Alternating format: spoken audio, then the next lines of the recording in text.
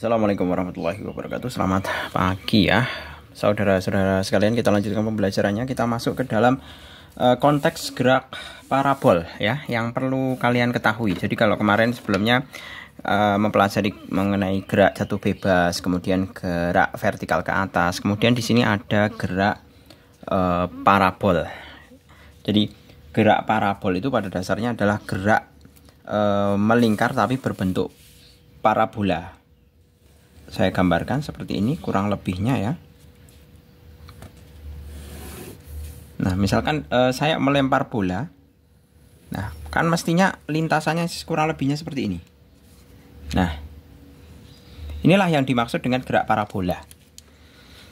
Nah, dari grafik seperti ini kita bisa mengidentifikasi untuk mengenai masing-masing unsurnya ya. Kita misalkan karena kita melempar bola kan mestinya pada saat melempar kita memiliki kecepatan, ya kan? Nah, saya asumsikan di sini kecepatannya adalah sebagai V0. Nah, maka kalau di dalam gerak parabola kita bisa mengidentifikasi kecepatan itu sebagai dua buah unsur vektor. Ya. Yaitu vektor X dan vektor Y. Nah, ini sebagai Y-nya, ini sebagai X-nya. Atau bisa saya tuliskan ini sebagai V0X dan ini sebagai V0Y. Seperti itu, paham dulu? Nah, mengenai alfanya itu kalian karena yang namanya melempar benda itu kan pasti kita punya kemiringan atau sudut lemparan. Nah, itu kita katakan sebagai alfa di sini. Nah, maka dari itu kita bisa memiliki perubahan titik-titik benda tersebut misalkan. Nah, misalkan di sini, kemudian di sini, kemudian di sini sampai dengan di sini, katakanlah di sini puncak ya. Di sini katakanlah puncak. Nah, ini perubahan posisi misalkan katakanlah A, B, C sampai dengan puncak ini, itu masing-masing nilainya itu nanti diwakilkan sebagai posisi X dan juga posisi Y. Seperti itu. Nah, itu mesti harus kalian pahami terlebih dulu sebagai posisi X dan sebagai posisi Y. Nah, maka kemudian kita memiliki unsur-unsur yang berkaitan dengan kecepatan baik untuk X maupun baik untuk Y. Jadi di sini dikatakan bahwa V0X itu sama dengan V0 cosinus X, sedangkan V0Y itu sama dengan V0 kali sinus ini kok X toh. Cosinus alfa, ini sinus alfa karena sudutnya adalah alfa. Nah, ini nanti yang umumnya nanti diterapkan kepada rumus persamaan gerak berubah beraturan yang bentuknya kan seperti ini. Saya mengingatkan lagi ya. VT sama dengan V0 plus AT. VT kuadrat sama dengan V0 kuadrat plus 2AS, ya kan? Kemudian Y sama dengan V0 kali T plus setengah AT kuadrat. Nah, ini rumus dasar dari persamaan gerak lurus berubah beraturan. Nah, ini nanti tinggal kita masukkan. Jadi masing-masing V0 VT ini ya, itu nanti kita memakainya pada menggunakan V0X dan V0Y. Tergantung unsur mana yang akan kalian cari. Ya, diingat terlebih dahulu. Nah, ini kecenderungannya untuk yang V0 di sini, V0 di sini, V0 di sini, itu kecenderungannya adalah memakai posisi Y. V0X itu nanti hanya sebatas untuk mencari jarak mendatar ini. Nah, jarak mendatar atau disimbolkan sebagai X sama dengan V0X dikalikan T. Nah, diingat. V0X itu nanti hanya digunakan dalam menentukan posisi mendatar. Untuk menentukan posisi yang berkaitan dengan sumbu Y atau ketinggian, ya, itu nanti memakainya V0Y. Bukan kecenderungannya, mesti menggunakan V0Y. Seperti itu. Jadi nanti di sini kan kita bisa mencari T pada saat di puncak berapa, T puncak berapa, H max berapa, ya kan? X pada saat puncak berapa. Seperti itu. Kalau pada posisi ini ya. Kemudian kalau pada posisi ini, pada saat mendarat ya, itu sama saja T-nya, T sampai sini itu sama dengan 2 kali T puncak. Kemudian jarak lemparan sampai dengan jarak mendarat itu sama dengan 2 kali X pada saat puncak.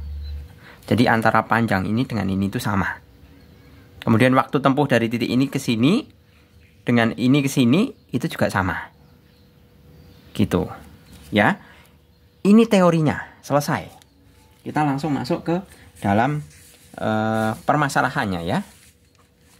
Saya coba di sini saja. Pertama, di sini sebuah benda dilontarkan dari sebuah alat yang mampu menghasilkan kecepatan V0 100 meter per sekon dengan sudut kemiringan 53 derajat terhadap horizontal. Berarti kan katakanlah seperti ini. Nah, ini tetanya adalah alfa sama dengan 53 derajat. G-nya 10 meter per sekon. Tentukan proyeksi kecepatan awal benda pada arah horizontal dan arah vertikal. Nah, pertama yang A, bahwa ini saya garis dulu ya biar nggak bingung. V0x itu sama dengan V0 kali kosinus alfa. V0 nya berapa? V0 nya adalah 100 kali kosinus 53 derajat sama dengan 100 kali kosinus 53 derajat itu 0,6 ya. 100 kali 0,6 sama dengan 60 meter per sekon. Kemudian V0y sama dengan V0 kali sinus alfa sama dengan 100 kali sinus 53 derajat sama dengan 100 kali 0,8 sama dengan 80 meter per sekon. Selesai. Ya. Kemudian besar kecepatan pada saat T sama dengan 2. Nah, besar kecepatan pada saat T sama dengan 2. Sebenarnya di sini sudah ada step-stepnya ya. Tapi Pak Jul tidak mau menggunakan step yang ini karena ini saya rasa terlalu bertele-tele, tidak to the point gitu ya. Jadi Pak Jul langsung saja memakai yang tadi Pak Jul berikan saja. Jadi meringkas. Sebenarnya buku ini sudah ringkas sih, tapi masih bisa diringkas lagi. Seperti itu. Kemudian yang B tadi besar kecepatan benda pada saat T sama dengan 2 sekon. Nah, benda pada saat T sama dengan 2 sekon. Nah, kita bisa identifikasi bahwa arah horizontal itu mendatar ya. Arah horizontal itu adalah V0 sama dengan V0x atau Vx sama dengan V0x. Nah, V0x nya sudah ketemu ya di sini 60 meter per sekon. Kemudian habis arah horizontal, arah vertikal. Arah vertikal kita bisa menggunakan vertikal itu kan sumbu Y ya, berarti VY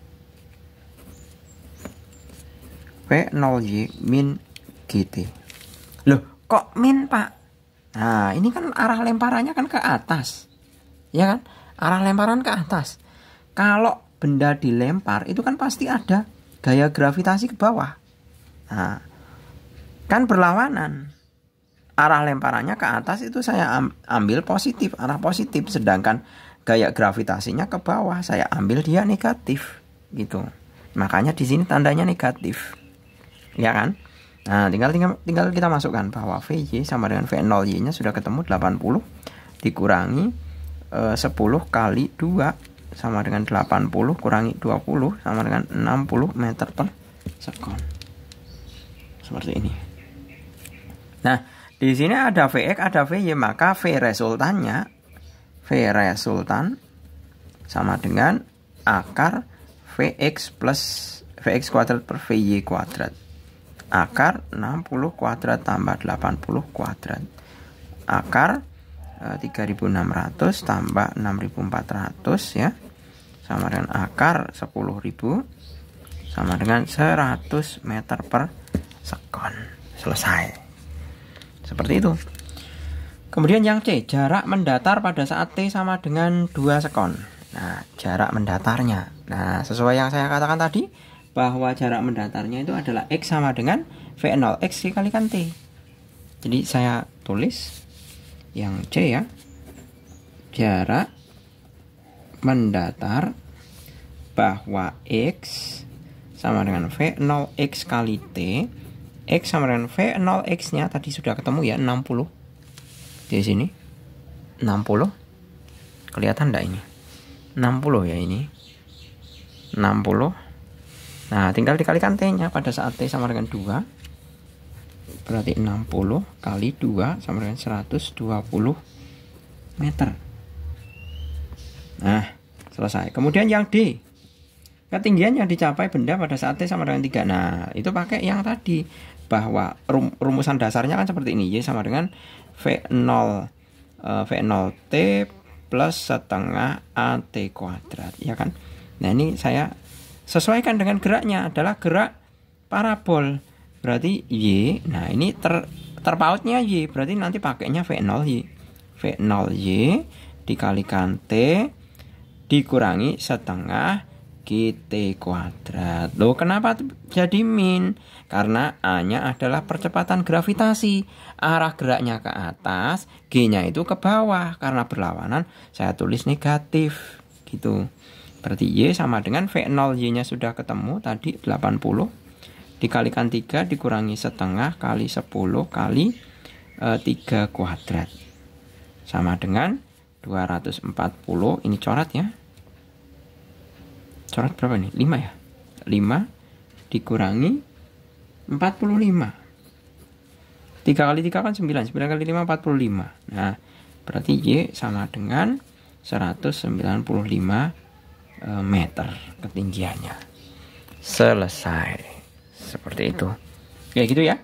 Saya rasa cukup. Semoga bermanfaat mengenai pengetahuan mengenai gerak parabola. Terima kasih. Selamat pagi. Assalamualaikum warahmatullahi wabarakatuh.